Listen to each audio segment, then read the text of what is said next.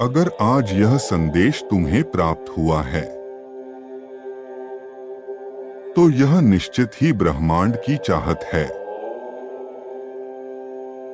ब्रह्मांड आपसे ये पूछना चाहता है कि क्या आपको पता है जीवन का उद्देश्य क्या है। मानव जाति उस कुछ और की निरंतर खोज में व्यस्त है जिससे उसे आशा है कि संपूर्ण एवं असीम सुख मिल जाएगा उन विशिष्ट आत्माओं के लिए जिन्होंने ईश्वर की खोज की है और उन्हें प्राप्त कर लिया है। यह खोज समाप्त हो चुकी है। ईश्वर ही वह कुछ और हैं।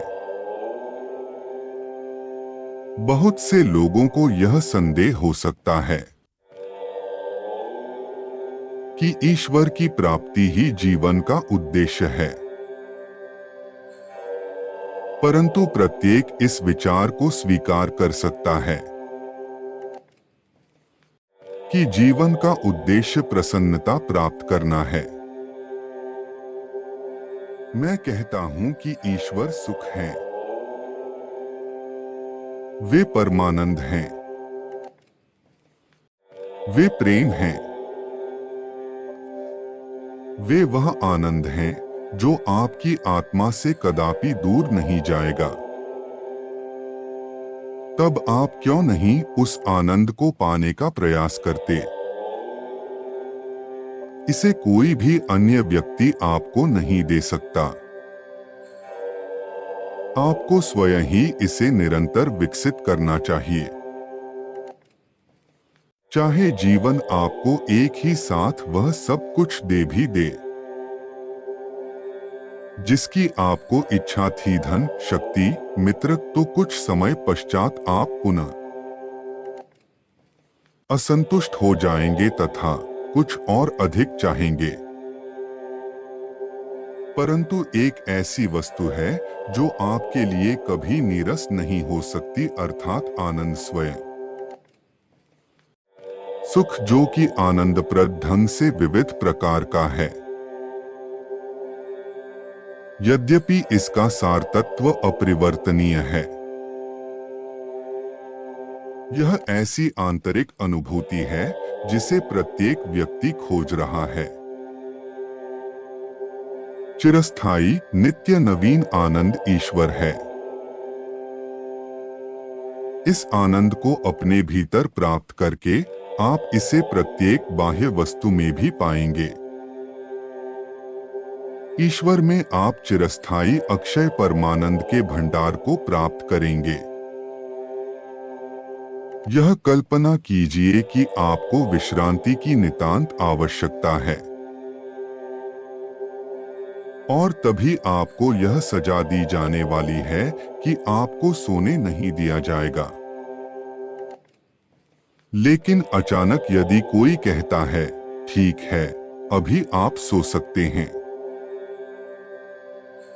उस आनंद की कल्पना कीजिए जो आपको सोने से ठीक पहले अनुभव होगा। उसे 10 लाख गुना अधिक कीजिए।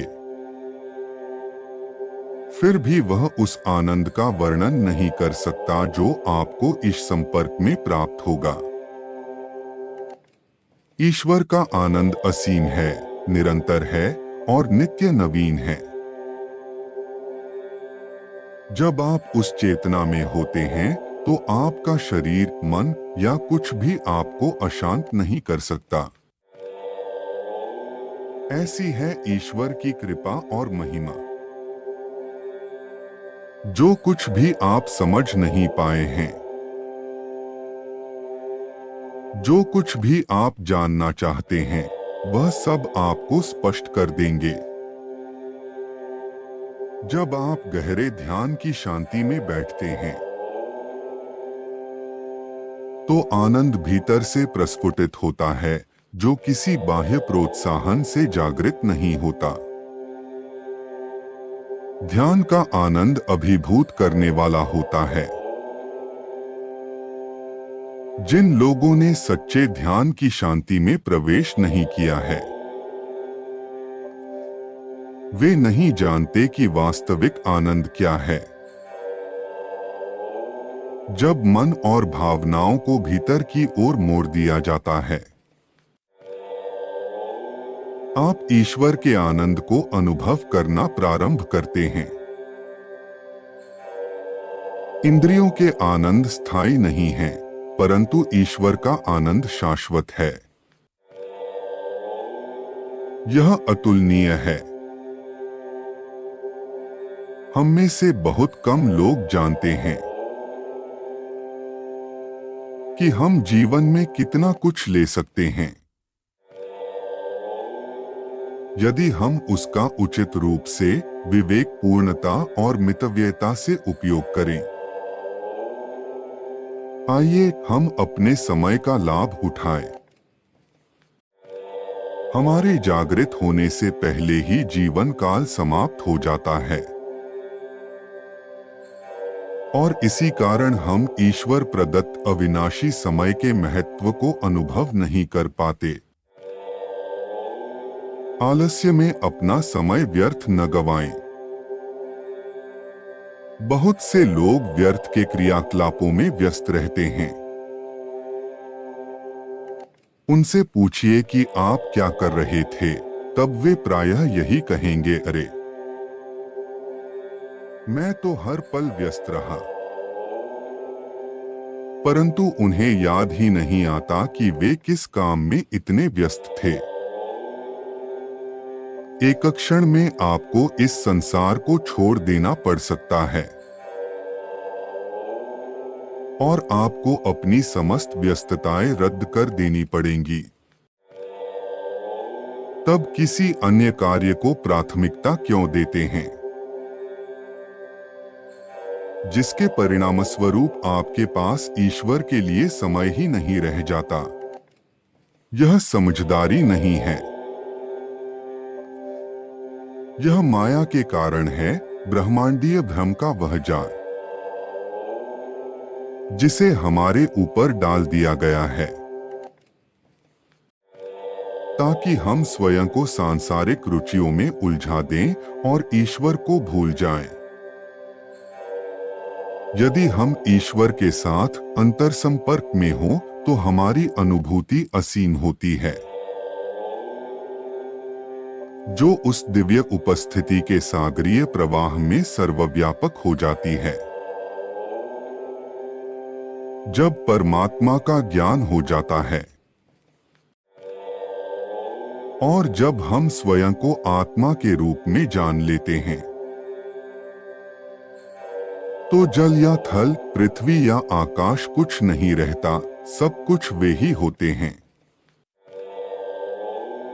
सब वस्तुओं का परमात्मा में विलय हो जाना एक ऐसी अवस्था है जिसका वर्णन कोई नहीं कर सकता। उस स्थिति में एक महान आनंद का अनुभव होता है। आनंद, ज्ञान और प्रेम की शाश्वत परिपूर्णता। ईश्वर का प्रेम, परमात्मा का प्रेम संपूर्ण रूप से ग्रसित करने वाला है। एक बार आप इसका अनुभव प्राप्त कर लें तो यह आपको शाश्वत परिमंडलों की ओर ले जाता चला जाएगा।